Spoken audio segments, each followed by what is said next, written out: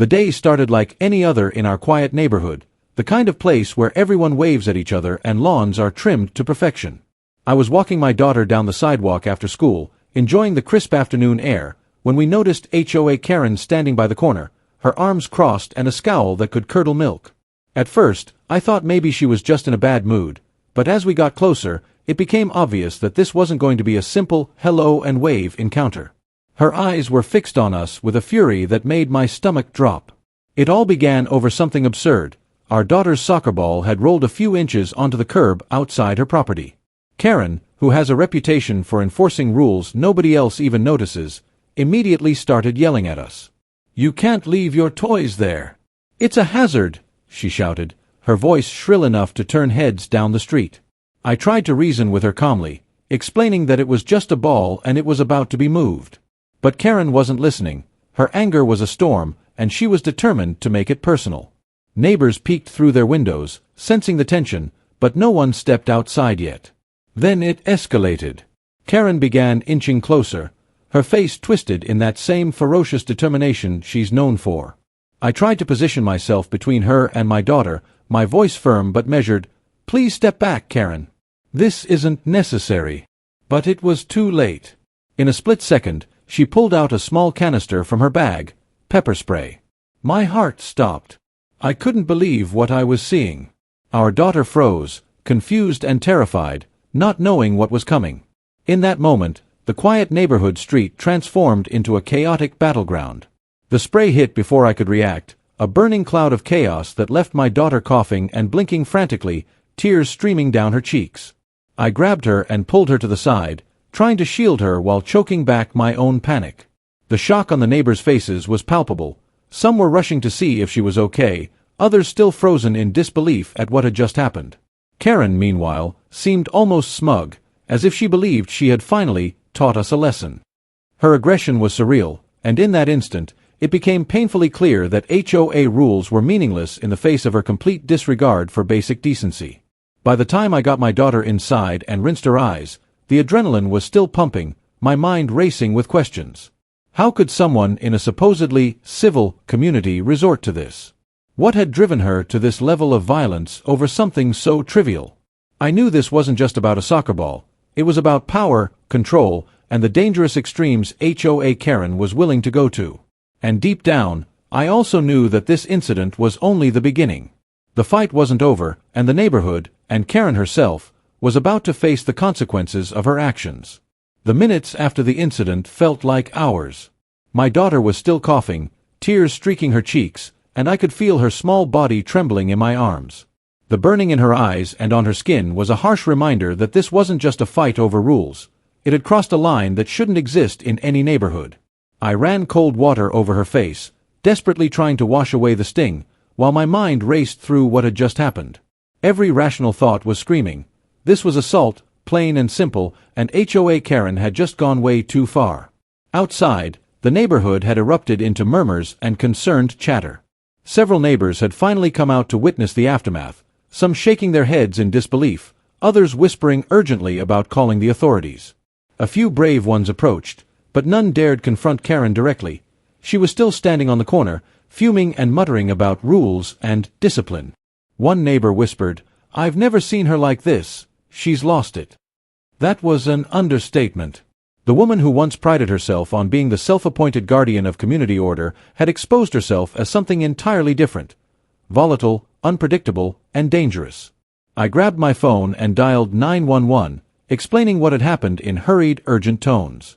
The operator's voice was calm, but I could sense the seriousness in their questions. "Is your daughter okay? Is she breathing normally?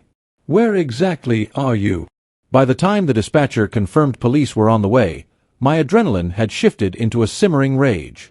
I couldn't believe that something as petty as a misplaced soccer ball had escalated into a violent attack. Yet, there was no denying the facts. Karen had crossed the line, and she needed to be held accountable. While waiting for the authorities, I documented everything. Photos of the sidewalk, my daughter's irritated eyes, the pepper spray canister Karen had dropped in her hasty retreat, every detail mattered. I even spoke briefly with neighbors who had witnessed the event. Some had recorded video on their phones, clearly shaken but eager to help. It was surreal to see the community, normally so calm and orderly, now buzzing with concern and fear. People began sharing stories of Karen's past outbursts, painting a picture of a pattern of escalating aggression. Suddenly, the incident wasn't just isolated, it was a culmination of months, even years, of unchecked behavior. When the police arrived, Karen's demeanor shifted. The arrogance and fury were still there, but now it was tempered by the reality that someone had finally responded to her actions.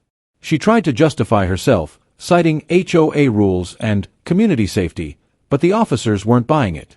My daughter's tear-streaked face spoke louder than any excuse. Statements were taken, evidence collected, and I realized that while the physical danger had passed, the legal battle was just beginning. HOA Karen had learned, perhaps too late, that actions like hers have consequences, and this neighborhood would not stand idly by while one person wielded power through intimidation and violence. The following days were a whirlwind of phone calls, emails, and legal consultations. After the pepper spray incident, it became clear that this wasn't just a personal attack, it was a violation of the law. The local police had taken statements, collected evidence, and even hinted at potential charges for assault and endangerment. As the initial shock faded, I realized how unprepared our family had been for an HOA member to act with such recklessness. Karen's attempt to hide behind the guise of community rules had crumbled, leaving her exposed to serious legal consequences. We also notified the HOA board in writing, outlining the assault and including the video evidence from witnesses. The response was predictably mixed. A few board members were horrified, expressing concern and promising action.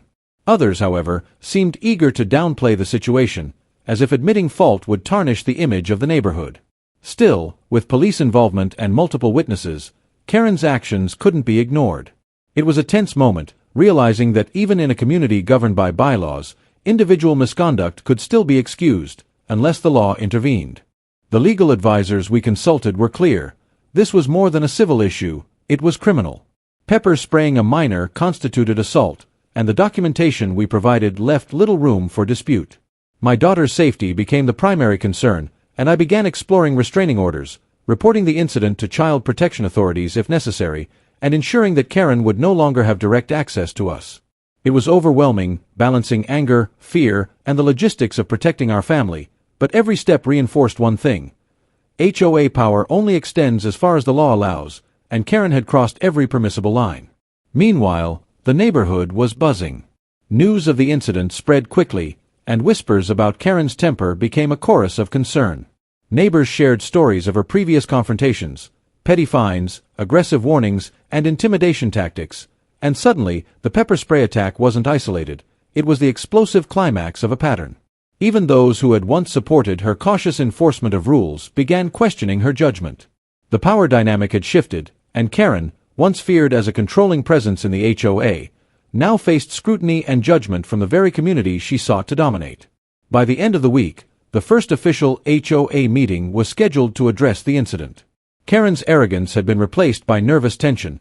She was forced to explain herself in front of witnesses and board members, with police reports and video evidence looming over her every word. While the situation was far from resolved, it was a clear turning point. The law and the community were aligned against her reckless actions, and it was evident that no amount of HOA authority could excuse assault. For the first time, I felt a sense of cautious relief. The fight was far from over, but justice was no longer a distant hope, it was within reach. By the time the weekend rolled around, the neighborhood had transformed into a hotbed of whispers, speculation, and tension. What had once been a peaceful street of trimmed lawns and polite waves now felt like a stage for gossip, with every neighbor trying to piece together the story of HOA Karen's outburst. Some sympathized with us, expressing outrage at the attack on my daughter, while others seemed stunned that someone could act with such unprovoked aggression. The incident had shattered the illusion of calm civility, and suddenly, Karen's reputation was hanging by a thread. Social media only amplified the chaos. A neighbor had posted a blurred video of the confrontation in a private community group, and it spread like wildfire. Comments poured in, some supportive, some shocked, and a few surprisingly critical of the HOA board itself for allowing such a person to wield power unchecked. Karen's previous small-scale aggressions, fines for trivial matters, and confrontations with other residents resurfaced in screenshots and stories, painting a picture of a woman who consistently used her position to intimidate rather than protect. For once, the community was speaking as one, and the narrative was firmly against her. Meanwhile, the board's handling of the incident became a source of debate. Some members tried to mediate quietly, urging calm and reminding everyone of HOA decorum. But the board couldn't ignore the facts. Video evidence, police reports, and multiple witnesses made it clear that Karen had overstepped every boundary imaginable. The more she tried to defend herself publicly, the more her image crumbled. She had cultivated an aura of authority and control, but now that aura was replaced by embarrassment, fear, and growing resentment from the very people she sought to dominate. Neighbors who had previously avoided confrontation now began speaking out. Parents voiced concerns about their own children, homeowners demanded accountability, and a few even hinted at legal action if the board failed to address the situation adequately. Our street, once a model of HOA compliance, had become a microcosm of chaos, with Karen at the center. Every interaction became a reminder of the incident. Awkward glances, whispered warnings, and subtle glares were now a daily reality. It was clear that her attempts to assert power had backfired spectacularly. Even with the tension running high, there was a sense of vindication. People who had once felt powerless against HOA overreach now saw that rules and authority had limits, and that crossing them could carry serious consequences. Karen's pepper spray attack had ignited something larger than a legal battle. It had awakened the neighborhood. Conversations shifted from fear to empowerment, from resignation to action. And while the road to resolution was far from over, one thing was certain. HOA Karen could no longer intimidate, threaten, or manipulate without facing the collective scrutiny of a community that had finally found its voice. After weeks of tension, legal consultations, and board meetings, the situation finally began to reach a resolution. HOA Karen, once untouchable in her self-appointed role, faced real consequences. The police had filed a report, and the HOA board, pressured by witnesses, evidence, and community outrage, held a formal hearing. Karen's attempts to justify her actions crumbled under the weight of facts and testimonies, leaving her isolated and publicly shamed. It was a surreal moment. The same woman who had once commanded fear was now facing accountability in a way that left no room for her usual manipulation. My family took careful steps to protect ourselves. We filed an official restraining order, ensuring Karen could no longer approach or intimidate us. We also sought guidance on how to navigate HOA interactions going forward, establishing clear boundaries while documenting every future encounter. It was exhausting, both emotionally and mentally, but necessary. For my daughter, the most important thing was that she felt safe again, no longer terrified of walking down the sidewalk in her own neighborhood. Slowly, the normal rhythms of life began to return, though the memory of that shocking day remained vivid for all of us. The neighborhood itself had changed in ways that were both profound and subtle. Conversations that once revolved around property lines, landscaping, and minor disputes now included discussions about safety, accountability, and community standards. Residents were more vigilant, more willing to speak up, and more united against overreach. The incident with Karen became a cautionary tale, a reminder that authority, whether in the form of an HOA or a single aggressive neighbor, has limits, and that communities have power when they come together. The social shift was palpable. Trust in the board was tempered with skepticism, and residents became active participants rather than passive observers. For Karen, the consequences were clear. Her reputation had taken a devastating hit, both legally and socially.